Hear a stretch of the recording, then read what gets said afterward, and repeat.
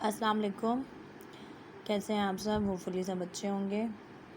अच्छा, आज का हमारा टॉपिक है ब्रांचेस ऑफ केमिस्ट्री की। अब मैंने डिटेल एक वीडियो बना दी है और इसमें आप सबसे पहले जो हम ब्रांच पढ़ेंगे वो है फ़िज़िकल केमिस्ट्री।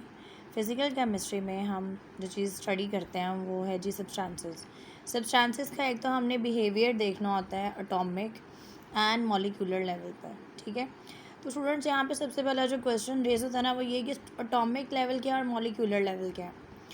तो इसको एक्सप्लेन करने के लिए मैंने एक सिंपल से एक डायग्राम ड्रॉ की है। ये देखिए, ये एटम है और ये एटम है हाइड्रोजन का, ठीक है। इसमें सिर्फ इसका एक ही एटॉमिक नंबर, मतलब एटॉमिक नंबर एक मीन्स कि इसमें नंबर ऑफ़ प्रोटॉन 1 है या नंबर ऑफ़ इलेक्ट्रॉन जो है इसमें 1 है। तो इसके देखें जी, एक ही इलेक्ट्रॉन जो है रिवॉल्व कर रहा है, तो ये है इसका atomic level. Atomic level means कि जहाँ पे इंडिविजुअल एक अकेला जो एलिमेंट है ना वो बिहेव कर रहा होता है, ठीक है। मॉलिक्यूलर लेवल में 2 हाइड्रोजन आ जाते हैं, ठीक है।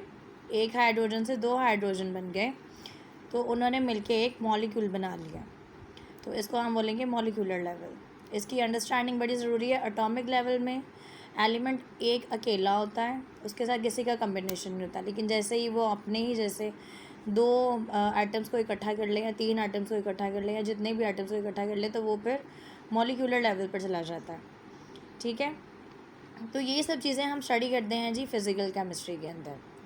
इसके बाद दूसरी चीज़ है रिएक्शन बिटवीन एलिमेंट्स, ठीक है। एलिमेंट्स, अब जैसे कि हम 2 एलिमेंट्स की एग्जांपल ले लेते हैं, जैसे हाइड्रोजन है और ऑक्सीजन है, दोनों मिलके वाटर बनाएंगे। तो इनका रिएक्शन होगा, रिवर्सिबल होगा, इरिवर्सिबल होगा। इस पर टेम्परेचर, प्रेशर, कितनी कंडीशन जो है इम्प्लीमेंट होंगी, क्या क्या चीज़ें आएंगी। तो ये सब चीज़ें जब हम केमिकल रिएक्शन को स्टडी करते हैं तो हमें तब समझ आती हैं कि जो है एक चीज़ बनी है, जैसे वाटर एक सब्सटेंस है या एक कंपाउंड के फॉर्म में हमारे सामने है, तो ये कैसे बना है, ठीक है। तो ये चीज़ भी हमें फ़िज़िकल केमिस्ट्री ही बताती है। उसके बाद है इंडस्ट्रियल स्केल। अब इसमें आप देखें, इंडस्ट्रियल स्केल में प्रोडक्शन होती है बहुत सारी चीज़ों की, सोप्स की, डिटर्जेंट्स की, water, steam, ETC। Textile industry है, पेंट इंडस्ट्री है, सीमेंट इंडस्ट्री है। तो ये सब चीज़ें जो हैं हमें फ़िज़िकल केमिस्ट्री ही हमें हेल्प करती है इन सबको मैन्युफैक्चरिंग इनकी करने में। इनके ऊपर जो भी चीज़ें इम्प्लीमेंट होंगी, जो भी कंडीशन इम्प्लीमेंट होंगी, तो इन सब को जब हम स्टडी करते हैं तो एक बहुत बड़ा वास्ट ये सब्जेक्ट है जिसको हम फिज़िकल केमिस्ट्री का नाम देते हैं। And this is a very important branch of chemistry, इसलिए इसको सबसे पहले जो है पढ़ा जाता है। Coming towards the next branch which is inorganic chemistry. Inorganic chemistry के अंदर हम तमाम एलिमेंट्स को स्टडी करते हैं पीरियोडिक टेबल में। उनके हम फिज़िकल प्रॉपर्टीज़ देखते हैं, केमिकल प्रॉपर्टीज़ देखते हैं, रेट ऑफ रिएक्शंस को स्टडी करते हैं, थर्मोडायनामिक्स मतलब कि उनके टेम्परेचर्स, एलिमेंट्स जो है किस टेम्परेचर पे कैसे बिहेव करेगा, उसकी क्या मतलब उसके नॉर्म्स क्या होंगे। अभी वो एलिमेंट इंडिविजुअल फॉर्म है, मॉलिक्यूलर लेवल पे चला जाएगा तब कैसा होगा। तो ये सब चीज़ें जो हैं हमें इनऑर्गेनिक केमिस्ट्री जो है वो बताती है। उसके बाद नेक्स्ट ब्रांच है हमारी ऑर्गेनिक केमिस्ट्री की।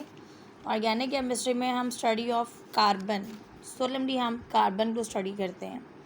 इसके साथ कॉम्बिनेशन में आ जाता है हाइड्रोजन एंड ऑक्सीजन और इनके डेरिवेटिव मैं आपको नेक्स्ट एक्सप्लेन करती हूँ क्या चीज़ होती है।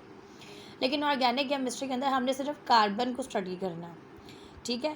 Carbon is the basic element और कार्बन जो है वो अपने डेरिवेटिव बना लेता है, मतलब कि अपने कम्बिनेशंस बना लेता है।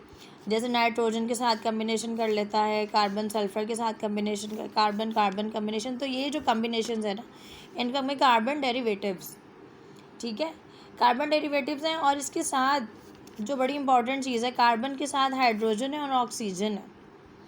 तो ये सारी जो चीज़ें हैं कार्बन की, जब हम सोलमली सिर्फ कार्बन को ही हमने स्टडी करना है तो ये क्या है जी, ऑर्गेनिक केमिस्ट्री, ठीक है। उसके बाद देखिए environmental chemistry which is also very simple.